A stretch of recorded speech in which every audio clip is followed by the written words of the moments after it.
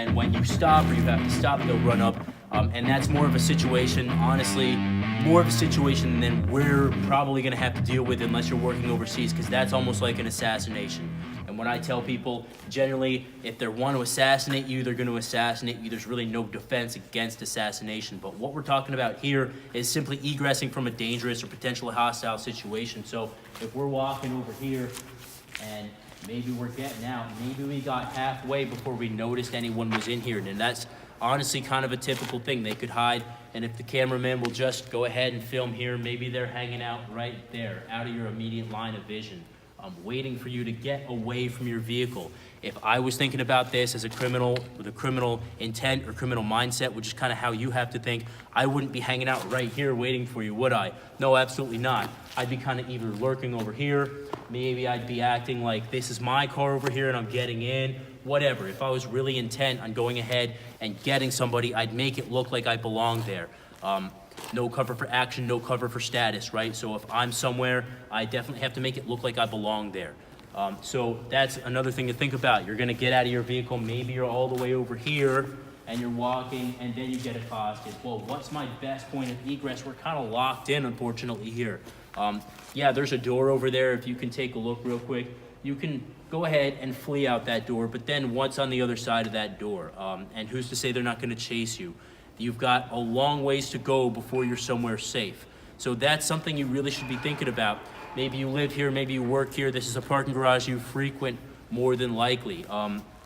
Even if not, while you drive in, you should be looking at immediate points of egress. This is a particularly challenging situation because the windows here aren't open. I guess you could kick one out if you really needed to, but then you're gonna get pretty caught up with the glass. That's assuming the glass even is able to break. Maybe it's plexiglass or something. Again, you've got this chain link fence kind of penning you in here. Not a great deal. So this is kind of a big foobar mess, if you could say. You could try to run for this door here. Who's to say that door is gonna open, right? You might need a key. More than likely, you need some type of access device to get in there. Who's to say that under the duress and adrenaline that you're going to be able to fumble with your keys and then they're on the gosh damn ground and you drop them? You've got one choice. You've got to either fight or flight, right? And unfortunately, flight in a situation like this is no good, so you have to know how to fight. And again, switching on to that mental way of being able to fight through something is the most important part of it. Yes, obviously, knowing some techniques such as, the C-clamp, such as the chin jab, ways to quickly and efficiently take out your enemies or your opponents are good, and those can all be learned. But what can't be learned as easily is how to turn off the reptilian brain from flight. I'm so scared, let me back away, to fight. I'm gonna go ahead and start executing strikes, and I'm gonna go through my opponent. I'm gonna go ahead and say, screw this, and go through. And that's exactly what we need to be thinking about doing, is turning off that mental chatterbox, go into a state of mushin. My friend Scott Boland talks about mushin a lot. Mind, no mind. It's an old samurai saying. You need to switch off that chatterbox and go still. Once you can go still and realize that this is the situation that you're in right now, then you're going to be able to get through it and fight through it. And that's what we're talking about here, is going into a state of fight.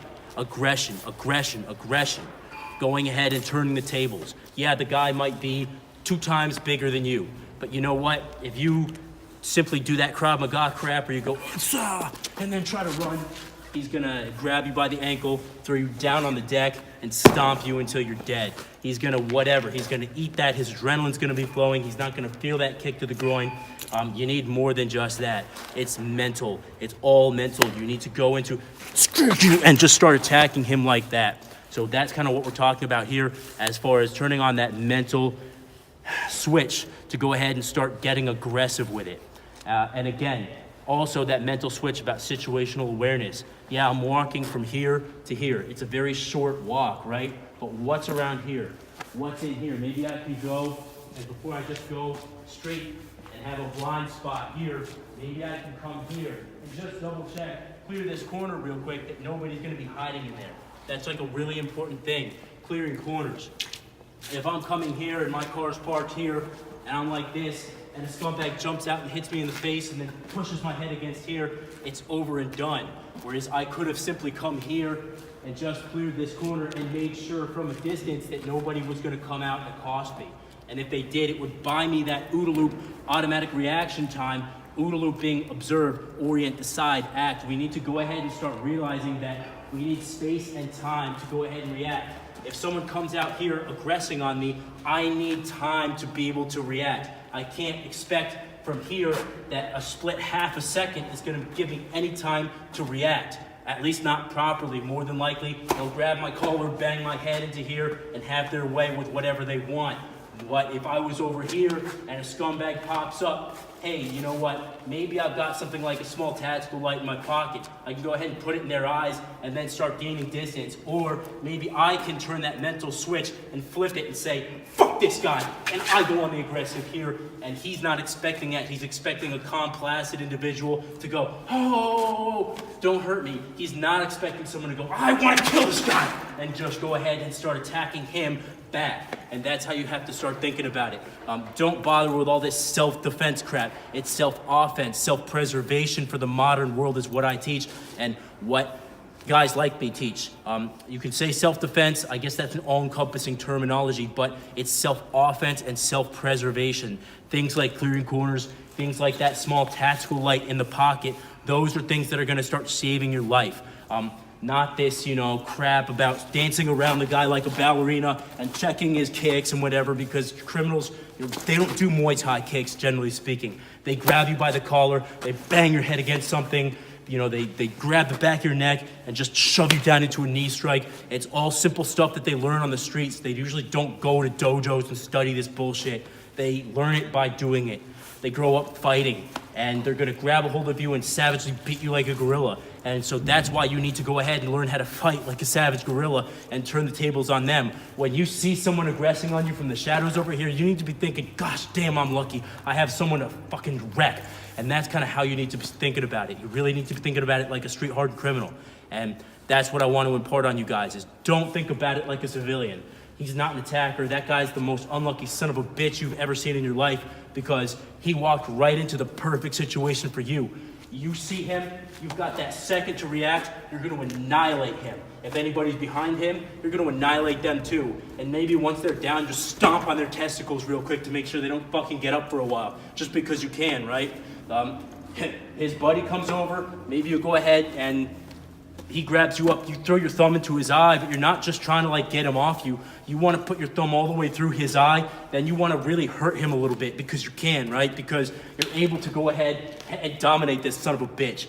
He chose the wrong motherfucker to try to dominate. You're going to dominate him until he learns that maybe next time he tries to do this on somebody else, they're not going to be so willy-nilly willing to be able to be victimized. You want him to be the victim. You want him down on the ground. That's where he belongs. He's a gosh damn criminal. He belongs lower than you, down on the ground. And once you get him down on the ground, stomp his ankles a little bit, kick his ribs a few times, maybe step on his throat. And a lot of self-defense teachers out there are going to tell you well, that's all military stuff. We can't teach that to civilians.